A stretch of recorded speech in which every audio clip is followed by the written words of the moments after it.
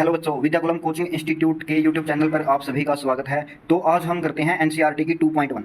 हमने previous lecture में करा था इसके पोलिनोमियल चैप्टर के बेसिक कॉन्सेप्ट्स, तो आज हम उसी के बेस पे एक्सरसाइज करते हैं एनसीईआरटी वाली, और इसके बाद हम करेंगे सम एक्स्ट्रा क्वेश्चन एनसीईआरटी वाली कंप्लीट होने के बाद। ठीक है, तो क्वेश्चन है the graph of y equal to p of x. मतलब कि एक पोलिनोमियल है p ऑफ x, मतलब कि पोलिनोमियल ऑफ x जिसके अंदर x वेरिएबल है, आर गिवन इन फिगर 2.9। जो ये फिगर दे रखी हैं, ये इन फिगरों में इन सभी के ग्राफ दे रखे हैं।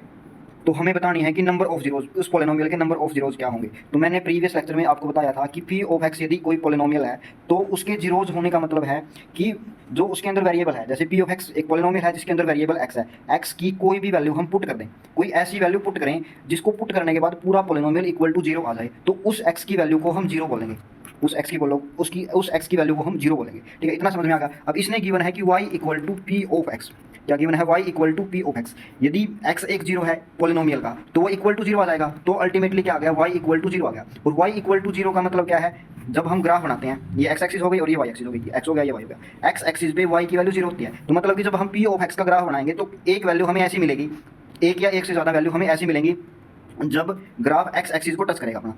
जैसे ये ग्राफ बना दिया मैंने, इसमें एक बार यहाँ पे टच करा और एक बार यहाँ पे टच करा, तो यहाँ पे x की वैल्यू तो कुछ ना कुछ मिलेगी और y की वैल्यू क्या होगी? यहाँ पे zero.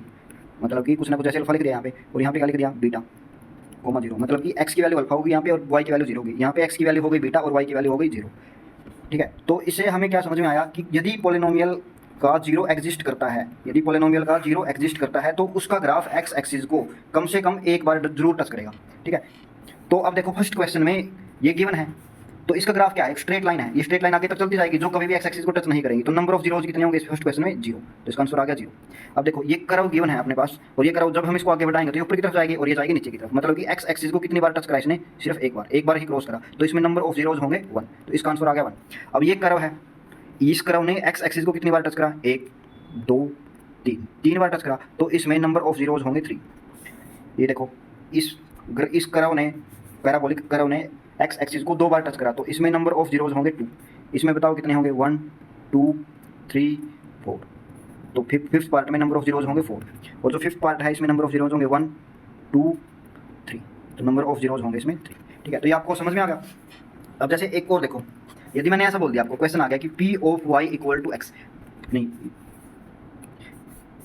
P of y equal to x, हाँ ठीक लिख रखा था। जैसे एक पोलिनोमियल दे दिया मैंने पी ऑफ वाई, वो किसके इक्वल दे दिया? एक्स के इक्वल दे दिया। एक्स एक वेरी एक्स, यहाँ पे एक्स एक्सिस की बात कर रहा हूँ मैं यहाँ पे, और पी ऑफ वाई पोलिनोमियल होगा वाई एक्सिस में। जब इसका ग्राफ बनाएंगे, जैसे मान लिया इसका ग्राफ करो होगा, कोई भी इस टाइप से करो होगा, फिर यदि आपसे पूछे कि इसके जीरोज एग्जिस्ट करेंगे या नहीं करते, या एग्जिस्ट करेंगे तो कितने जीरोज होंगे इसमें, तो यदि अपना p of y equal to x दे रखा है, यदि उसके अंदर वेरिएबल वाई है, तो हमें ये देखना है कि वाई एक्सिस को कितनी बार टच करा है उसने। यहाँ पे एक्स को नहीं देखेंगे, तो इसने वाई को टच करा है एक बार, तो इसमें नंबर ऑफ जीरोज होंगे 1। जैसे एक और अदर कर्व ले लिया हमने, जैसे हो गई, इसमें देखो y एक्सिस को कितनी बार टच करा? एक बार, और ये पोलिनोमियल है p of y equal to x, तो इसके नंबर ऑफ जीरोज होंगे इसके 1 होंगे। यदि ये पोलिनोमियल होता p of x equal to y, तब इसके नंबर ऑफ जीरोज कितने होते? नंबर ऑफ जीरोज इसके कितने लिख लिया हमने? 1। अब यदि p of x equal to y होता तब इसके नंबर ऑफ जीरोज कितने होते? 1 2 और 3। तब इसके नंबर ऑफ जीरोज होते 3। आई होप आप सभी को समझ में आ गया होगा। तो अब हम बढ़ते हैं नेक्स्ट एक्सरसाइज की तरफ, जो है एक्सरसाइज 2.2। ठीक है, इसमें क्या है? Find the zeros. हमें जीरोज निकालने हैं ऑफ फॉलोइंग क्वाड्रेटिक पोलिनोमियल। जो क्वाड्रेटिक पोलिनोमियल गिवन है उन सभी के जीरोज निकालने हैं। And verify the relationship between the zeros and coefficients. उनके जीरोज का और कोफिशिएंट्स का रिलेशन वेरीफाई करना है हमने। और वो रिलेशन, यदि अपने पास p of x equal to given है a x square plus b x plus c, एक क्वाड्रेटिक पोलिनोमियल है, यदि इसके जीरोज 2 होंगे, क्योंकि इसकी डिग्री 2 है तो नंबर ऑफ जीरोज 2 होंगे इसमें, तो alpha plus beta equal to होगा माइनस का b डिवाइड बाई ए, और अल्फा इंटू बीटा इक्वल होगा c डिवाइड बाई ए। यहाँ पे b है x का कोफिशिएंट, a है एक्स स्क्वायर का कोफिशिएंट, और c है कॉन्स्टेंट टर्म। ठीक है, तो फर्स्ट क्वेश्चन का फर्स्ट पार्ट, इनको हम करेंगे स्प्लिटिंग द मिडिल टर्म। तो क्वेश्चन है एक्स स्क्वायर माइनस में 2x माइनस में 8। हमें इसके सबसे पहले फैक्टर बनाने हैं, इसको फैक्टराइजेशन करना है। आपने 9th क्लास में सीखा होगा कोई भी क्वाड्रेटिक पोलिनोमियल है उसके फैक्टराइजेशन कैसे करते हैं। तो सबसे पहले इसकी जनरल फॉर्म से इसको कंपेयर कर लेते हैं। A x square plus b x plus में सी है, तो यहाँ पे देखो एक्स स्क्वायर का कोफिशिएंट, एक्स स्क्वायर का कोफिशिएंट, ए की वैल्यू आ गई 1। अब यहाँ पे बी की वैल्यू कितनी आ गई? एक्स का कोफिशिएंट यहाँ पे बी है और यहाँ पे एक्स का कोफिशिएंट है -2, तो बी की वैल्यू आ गई -2। और सी की वैल्यू कितनी आएगी? देखो यहाँ पे प्लस का सी है और यहाँ पे है माइनस का 8, तो सी इक्वल होगा -8 के। ये तो आ गई अपनी वैल्यू, जनरल फॉर्म से हमने कंपेयर कर लिया। अब हम बनाते हैं इसके फैक्टर। फैक्टर बनाने के लिए आपको सबसे पहले काम क्या करना है? ए की मल्टीप्लाई करनी है सी के साथ। तो कितना आ गया? 1 मल्टीप्लाई में -8 इक्वल टू आ गया -8। अब -8 के दो टुकड़े बनाने हैं आपको, माइनस का 8 के दो टुकड़े बनाने हैं, जिनकी मल्टीप्लाई करने के बाद आए माइनस का 8 और जिनका सम करने के बाद आए, जिनका सम करने के बाद कितना है, जो बी की वैल्यू है, बी की वैल्यू है माइनस का 2, मतलब कि उनकी प्रोडक्ट तो आनी चाहिए माइनस का 8 और सम आना चाहिए माइनस का 2। अब देखो जब हम माइनस 8 के दो फैक्टर बनाएंगे अलग अलग और माइनस 8 है नेगेटिव, मतलब कि ऑब्वियस सी बात है, कोई भी दो नंबर, एक नंबर ये हो गया और एक नंबर ये हो गया, जब मैं इन दोनों की मल्टीप्लाई करूंगा और वो नंबर आना चाहिए माइनस का, तो क्या है इसका मतलब क्या होगा, या तो ये माइनस का होगा या ये माइनस का होगा, क्योंकि प्लस की मल्टीप्लाई माइनस के साथ करेंगे तभी माइनस आएगी। यदि दोनों प्लस के होंगे तब भी नहीं पॉसिबल, यदि दोनों माइनस के होंगे तब भी नहीं पॉसिबल। तो क्या बात होगी कि एक तो प्लस का आएगा और एक माइनस का आएगा। अब देखो दो नंबर अपने पास और दोनों नंबरों का सम करना है, जोड़ने हमने, और वो माइनस के इक्वल आना चाहिए। अब देखो कोई भी नंबर है, मैंने जैसे 6 लिख लिया, 6 में मैंने माइनस का 2 जोड़ दिया तो कितना आया, 4 आया, मतलब कि बड़ा नंबर पॉजिटिव है यहाँ पे और छोटा नंबर क्या है, नेगेटिव है, तो आंसर आ रहा है अपना प्लस का। इसमें देखो आंसर आ रहा है अपना नेगेटिव, तो ऑब्वियस सी बात है कि जो बड़ा नंबर होगा इसमें वो क्या होगा, नेगेटिव, तो इसको लिख लेते हैं नेगेटिव और ये नंबर आएगा पॉजिटिव, तो इसमें ये नंबर आएगा नेगेटिव और ये नंबर आएगा पॉजिटिव। ठीक है, अब माइनस 8 के फैक्टर क्या क्या हो सकते हैं अपने, 8 के बना लेते हैं, चलो हमने साइन वाला तो कर लिया, तो 8 के क्या क्या हो सकते हैं, 8 मल्टीप्लाई में 1 हो सकता है 8, और क्या हो सकता है 4 मल्टीप्लाई में 2 इक्वल टू 8 हो सकता है। ठीक है, अब यहाँ पे देखो क्या 8 यहाँ पे माइनस का 8 लिख लेते हैं और यहाँ पे प्लस का 8 लिख लेते हैं, तो माइनस का 8 तो ठीक हो गया। अब ये देखो क्या माइनस का 8 और प्लस का 1 इक्वल टू माइनस 2 है, नहीं, तो ये फैक्टर हम नहीं लेंगे। अब ये देखो माइनस का 4 और प्लस का 2 क्या माइनस 2 का इक्वल है, हाँ माइनस 2 का इक्वल है, तो हम ये वाला फैक्टर ले लेंगे। तो अपने पास फैक्टर बन गया माइनस का 4 प्लस में 2, तो माइनस का 4 प्लस में प्लस का 2 इक्वल टू माइनस का 2, और यहाँ पे लिख दिया माइनस का 4 प्लस 2 मल्टीप्लाई में इक्वल टू आ गया माइनस का 8। तो हम जो मिडिल टर्म है अपनी, मिडिल टर्म कितनी थी -2, उस -2 की जगह हम लिख देंगे माइनस का 4 प्लस में 2। ठीक है, तो इसको इरेज कर देते हैं एक बार।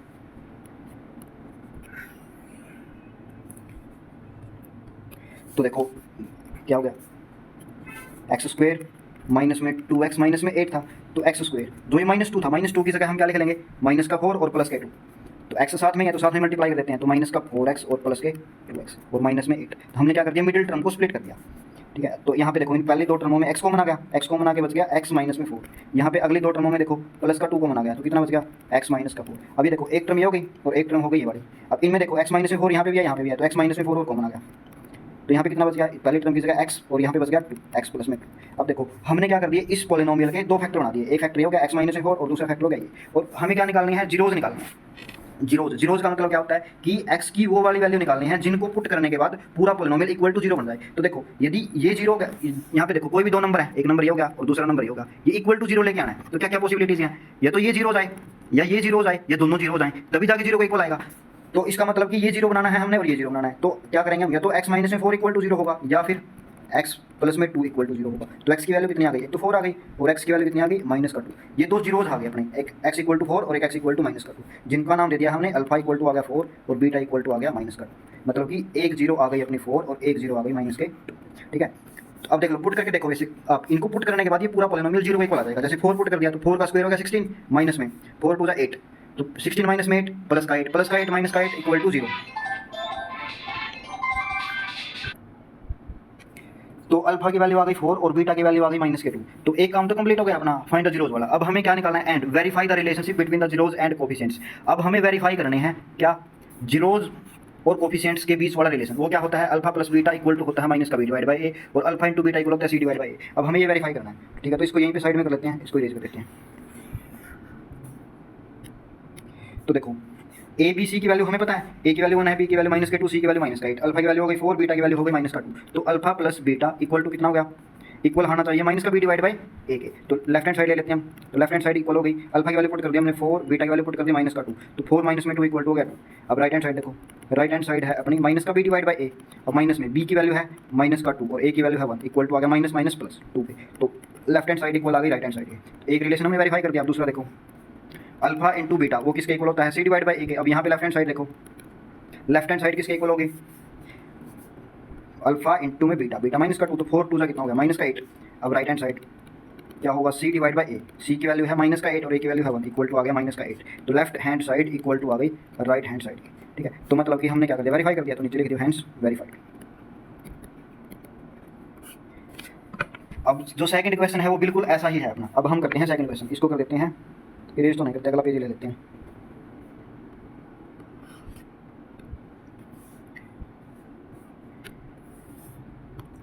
तो अब करते हैं इसका पार्ट नंबर सेकंड। गिवन है 4s स्क्वायर माइनस में 4s प्लस में 1। ठीक है, तो a की वैल्यू हो गई 4, b की वैल्यू हो गई यहाँ पे माइनस का 4 और c की वैल्यू हो गई 1। अब हमें क्या लेके आना है, सबसे पहले हम क्या करते हैं, ए मल्टीप्लाई सी, वो कितना आ गया 4 मल्टीप्लाई में 1 इक्वल टू 4 आ गया। अब 4 के हमें क्या करने हैं, फैक्टर करने हैं। किस तरह से फैक्टर करने हैं कि उन दोनों की मल्टीप्लाई करने के बाद आ जाए अपना क्या आता है वही नंबर 4, और उन दोनों की प्रोडक्ट करने प्लस करने के बाद कितना आए, जो बी की वैल्यू होती है, बी की वैल्यू कितनी है माइनस के 4। ठीक है, मतलब कि 4 के हमें फैक्टर बनाने हैं और 4 के 2 टुकड़े बनाने हैं, जो जिनकी मल्टीप्लाई करने के बाद तो आ जाए 4 और जिनका प्लस करने के बाद आए माइनस का 4। तो अब देखो क्या हो सकते हैं 4 के फैक्टर। अब देखो मल्टीप्लाई करने के बाद प्लस आए, मतलब कि या तो कोई दो नंबर है, उन दोनों नंबरों की मल्टीप्लाई करने के बाद प्लस पॉजिटिव नंबर तभी आता है, या तो दोनों पॉजिटिव हो या दोनों नेगेटिव हो। ठीक है, अब यहाँ पे देखो प्लस वाले में देखो आंसर आ रहा है अपना नेगेटिव, मतलब कि पहला नंबर और दूसरा नंबर जब हमने जोड़ दिया तो आंसर आ रहा है अपना नेगेटिव, और उन दोनों की मल्टीप्लाई है पॉजिटिव, तो इसका मतलब कि पहला नंबर भी नेगेटिव होगा और दूसरा नंबर भी नेगेटिव होगा। अब देख लेते हैं हम क्या क्या बन सकते हैं। तो 4 के फैक्टर क्या क्या होते हैं, 4 मल्टीप्लाई में 1 एक ये होता है, और होता है 2 मल्टीप्लाई में 2, सिर्फ दो ही फैक्टर होते हैं इसके। अब ये 4 और 1 रख के देखो यहाँ पे, क्या 4 मल्टीप्लाई 1 इक्वल टू 4 है क्या माइनस का 4 प्लस में माइनस का 1, क्या माइनस 4 के इक्वल नहीं है, तो ये बड़ा नहीं होगा, तो ये कितना होगा, तो नीचे वाला बचेगा यही होगा बस। तो क्या होगा माइनस का 2 मल्टीप्लाई में माइनस का 2, और नीचे होगा माइनस का 2 प्लस में माइनस का 2 इक्वल टू माइनस के 4। ठीक है, तो अब हम करते हैं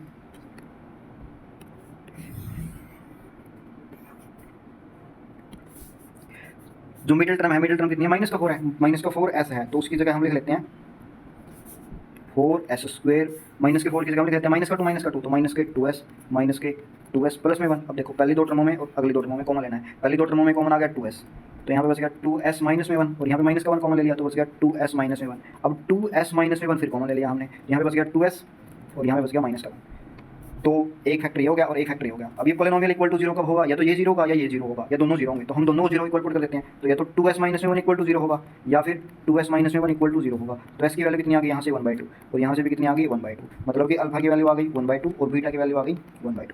ठीक है, अब हम करते हैं वेरीफाई इसको।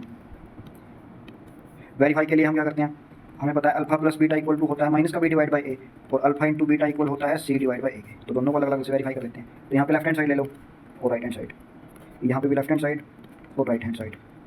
अब लेफ्ट हैंड साइड में देखो अल्फा प्लस बीटा, अल्फा की वैल्यू 1/2 प्लस में 1/2, तो 1/2 प्लस 1/2, 1/2 और 1/2 कितने होते हैं 12 सेम आ गया, 1 प्लस में 1 2, तो 2/2 कितना आ गया 1। अब राइट हैंड साइड देखो माइनस का b divide by A, b की वैल्यू कितनी है माइनस का 4, तो माइनस में माइनस का 4 डिवाइड बाई ए की वैल्यू है 4, तो माइनस माइनस प्लस, तो 4 डिवाइड बाई 4 आ गया 1, तो लेफ्ट हैंड साइड इक्वल आ गई, इक्वल टू आ गई राइट हैंड साइड के। ठीक है, और यहाँ पे देखो लेफ्ट हैंड साइड कितनी हो जाएगी, अल्फा इंटू बीटा, अल्फा की वैल्यू होगी 1/2 मल्टीप्लाई में 1/2, तो 1/2 मल्टीप्लाई 1/2 हो गया 1/4। अब right hand side c divide by A, c की वैल्यू है 1, a की वैल्यू है 4, तो 1/4 इक्वल टू 1/4, तो लेफ्ट हैंड साइड इक्वल हो गई राइट हैंड साइड के। ठीक है, तो सेकंड पार्ट भी कंप्लीट हो गया अपना। ठीक है, अब हम करते हैं नेक्स्ट पार्ट।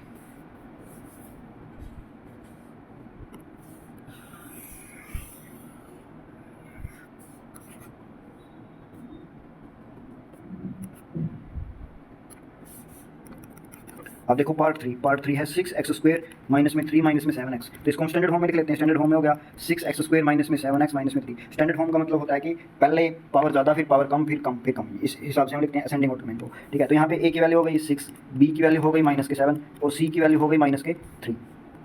तो a मल्टीप्लाई सी करेंगे हम सबसे पहले फैक्टराइजेशन करने के लिए, स्प्लिटिंग द मिडिल टर्म करने के लिए। तो a हो गया 6 मल्टीप्लाई में माइनस का 3 हो गया माइनस के 18, तो माइनस के 18 मल्टीप्लाई लेके आनी है और सम लेके आना है हमें, सम लेके आना है माइनस का 7, तो मल्टीप्लाई लेके आनी है माइनस का 18 और सम लेके आना है हमें माइनस का 7। अब देखो माइनस के 18 मल्टीप्लाई लेके आनी है, मतलब कि दोनों में से एक, कम से कम एक क्या हो, दोनों में से एक एग्जैक्टली नेगेटिव होगा, और सम भी नेगेटिव लेके आना है, मतलब कि बड़े वाला नेगेटिव होगा और छोटे वाला पॉजिटिव होगा। तो 18 के फैक्टर क्या क्या होते हैं अपने, तो 18 मल्टीप्लाई में 1, एक क्या होता है 9 मल्टीप्लाई में 2।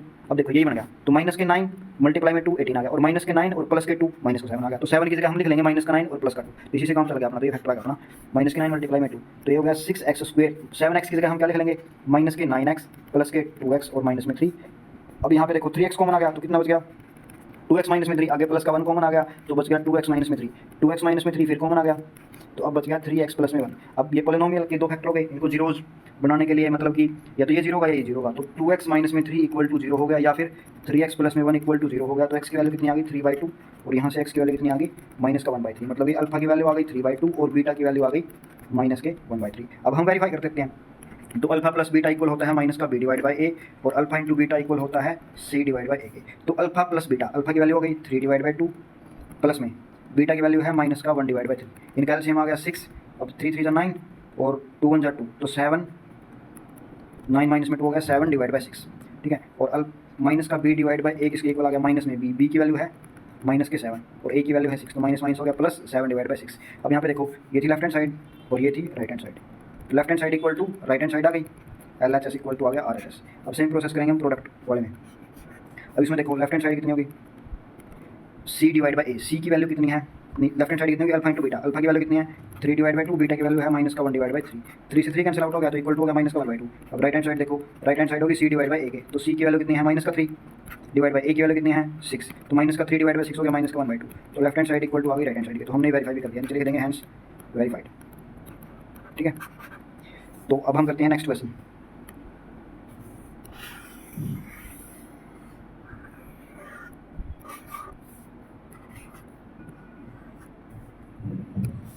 फोर्थ पार्ट, सबसे आसान क्वेश्चन, ये कितना है 4u स्क्वायर प्लस का 80। इसमें फैक्टर बनाने की जरूरत नहीं, पहले डायरेक्ट कंपेयर कर लो। ए की वैल्यू कितनी होगी, ए होगा यू स्क्वायर का कोफिशिएंट इक्वल टू 4, बी क्या होता है यू का कोफिशिएंट इक्वल टू 8 और सी इसमें है ही नहीं, मतलब सी की वैल्यू होगी 0। अब देखो इन दोनों टर्म में से ही कॉमन आ गया, फैक्टराइज करना है हमें, तो 4u कॉमन आ गया तो कितना बच गया u प्लस में 2, तो दो फैक्टर हो गए, एक हो गया 4u और एक हो गया u प्लस में 2। इनके जीरोज निकालने के लिए हम क्या करेंगे, या तो ये 0 होगा या ये 0 होगा, मतलब इक्वल टू 0 पुट कर देंगे, तो 4u इक्वल टू 0 या फिर u प्लस में 2 इक्वल टू 0, तो u की वैल्यू आ गई 0 और u की वैल्यू कितनी आ गई माइनस का 2, तो अल्फा की वैल्यू आ गई 0 और बीटा की वैल्यू क्या आ गई माइनस के 2। अब हम वेरीफाई कर लेते हैं, अल्फा प्लस बीटा इक्वल आना चाहिए माइनस का बी डिवाइड बाई ए के और अल्फा इंटू बीटा इक्वल आना चाहिए सी डिवाइड बाई ए के। अब इसमें लेफ्ट हैंड साइड देखो, इसमें लेफ्ट हैंड साइड इक्वल होगी अल्फा प्लस बीटा, मतलब कि 0 माइनस में 2 इक्वल टू माइनस का 2, राइट हैंड साइड माइनस का b divide by a, minus b की वैल्यू हो गई 8, सी ए की वैल्यू हो गई 4, तो माइनस का 8 divide by 4 equal to minus का 2, तो left hand side equal to हो गई राइट हैंड साइड के।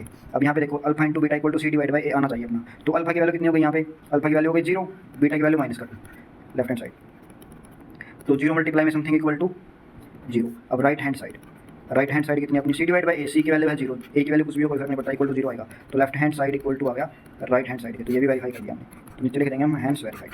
ठीक है, तो फोर्थ पार्ट भी हो गया। अब देखो फिफ्थ पार्ट, फिफ्थ पार्ट बहुत ज़्यादा आसान है, इससे भी आसान है वो। अब देखो यहाँ पे a की वैल्यू हो गई 1 और b की वैल्यू हो गई 0, b होता है अपना t का कोफिशिएंट, यहाँ पे वेरिएबल t है तो यहाँ पे t का कोफिशिएंट देखेंगे वो इसमें है ही नहीं, तो b की वैल्यू हो गई 0 और c की वैल्यू हो गई कांस्टेंट टर्म मतलब कि माइनस 15।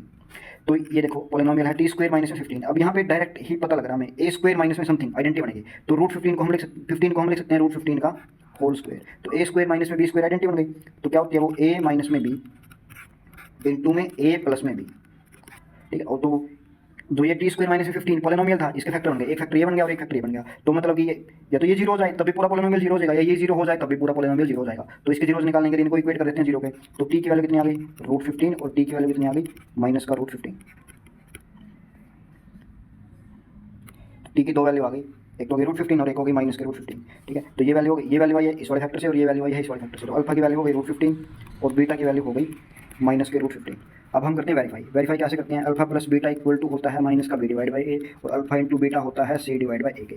तो alpha plus beta left hand side ले लेते हैं, अल्फा की वैल्यू हो गई रूट 15, बीटा की वैल्यू हो गई माइनस का रूट 15, तो अल्फा और बीटा जब हम इनको जोड़ देंगे तो कितना आ गया 0 आ गया, और राइट हैंड साइड में देखो माइनस का b divide by a, b की वैल्यू 0 है तो 0 को किसी भी नंबर से डिवाइड करेंगे तो कितना आएगा 0 आएगा, तो left hand side equal to आ गई राइट हैंड साइड, तो ये तो वेरीफाई हो गया। अब अल्फा इंटू बीटा देखो रूट 15 की मल्टीप्लाई प्लस के रूट 15 की मल्टीप्लाई माइनस के रूट 15 से करेंगे तो रूट 15 मल्टीप्लाई रूट 15 हो गया 15 और 15 इंटू ये माइनस का था तो कितना आ गया माइनस के 15। अब राइट हैंड साइड देखो, राइट हैंड साइड होती है सी डिवाइड बाई ए, सी की वैल्यू कितनी है माइनस के 15 और डिवाइड बाई ए तो कितना आ गया माइनस का 15, तो लेफ्ट हैंड साइड इसके इक्वल आ गई right hand side equal to आ गई लेफ्ट हैंड साइड के, तो ये भी वेरीफाई होगा। नीचे लिख देंगे हम हैंस वेरीफाई। जो ये एक क्वेश्चन रह गया इसका 6th पार्ट, ये आसान है बहुत ज़्यादा आसान है, ये अपने आप करना आपको। ठीक है, तो अब हम करते हैं क्वेश्चन नंबर 2 इसका।